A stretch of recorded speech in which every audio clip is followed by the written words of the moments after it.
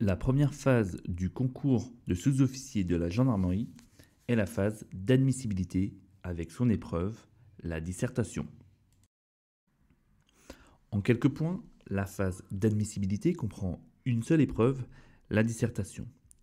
D'une durée de 3 heures, l'épreuve de dissertation a un coefficient 7, ce qui en fait une épreuve importante. Attention, toute note inférieure à 6 sur 20 entraîne l'élimination du candidat. Comment fonctionne la correction d'un devoir de dissertation en gendarmerie? Nous allons le représenter de façon pyramidale en considérant le socle de la pyramide comme le plus important. Nous pouvons remarquer que 2 points sur 3 sont consacrés à la forme.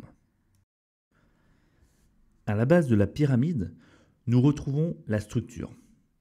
Lorsque l'on regarde une dissertation, on doit retrouver 3 parties distinctes, à savoir l'introduction, le développement et la conclusion.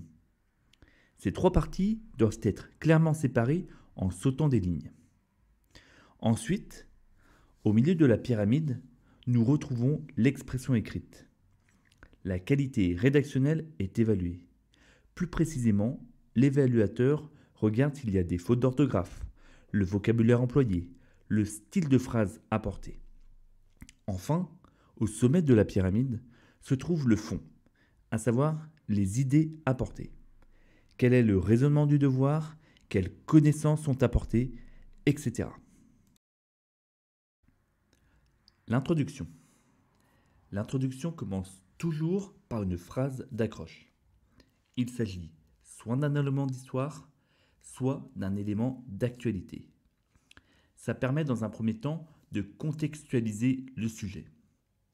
À la suite de ce premier élément, il faut définir les termes du sujet. Cette étape permet d'une part d'éviter un hors-sujet, puisqu'en définissant les termes du sujet, tu vas mettre des limites à celui-ci. D'autre part, en définissant les termes du sujet, une problématique devrait survenir. La deuxième partie de l'introduction est donc la problématique.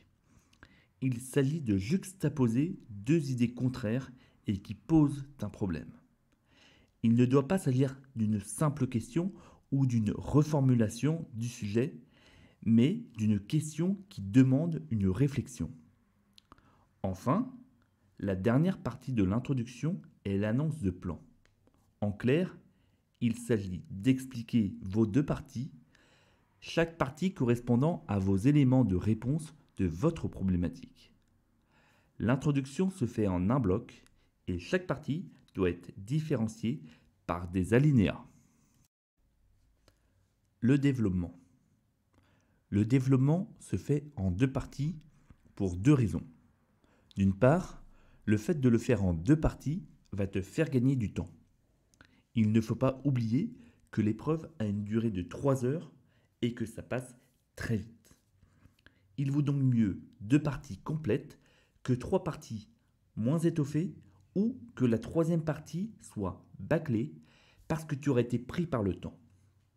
D'autre part, si tu fais un développement en 3 parties, thèse, antithèse, synthèse, ta synthèse risque de ressembler à ta conclusion. Mieux vaut donc prioriser la qualité à la quantité. Dans chaque partie, il faut essayer de trouver entre 3 et 5 idées. Chaque idée doit être détaillée et expliquée. En plus de développer l'idée, il est appréciable d'apporter un exemple afin d'éclairer cette idée. Enfin, il ne faut pas oublier de faire une transition entre les 2 parties. Ça permet de lier les parties, d'apporter une certaine continuité. La transition est composée d'une ou 2 phrases. Il s'agit de conclure la première partie et d'ouvrir sur la seconde partie. La conclusion. La conclusion est composée de 2 parties. La conclusion et l'ouverture. La conclusion est la synthèse de l'ensemble du devoir. Donc le résumé de la première partie et de la seconde partie.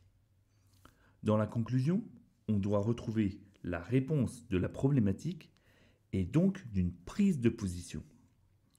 L'ouverture quant à elle, est, comme son nom l'indique, une ouverture sur un autre sujet, mais en lien avec le sujet traité. Il s'agit en quelque sorte de trouver un autre sujet.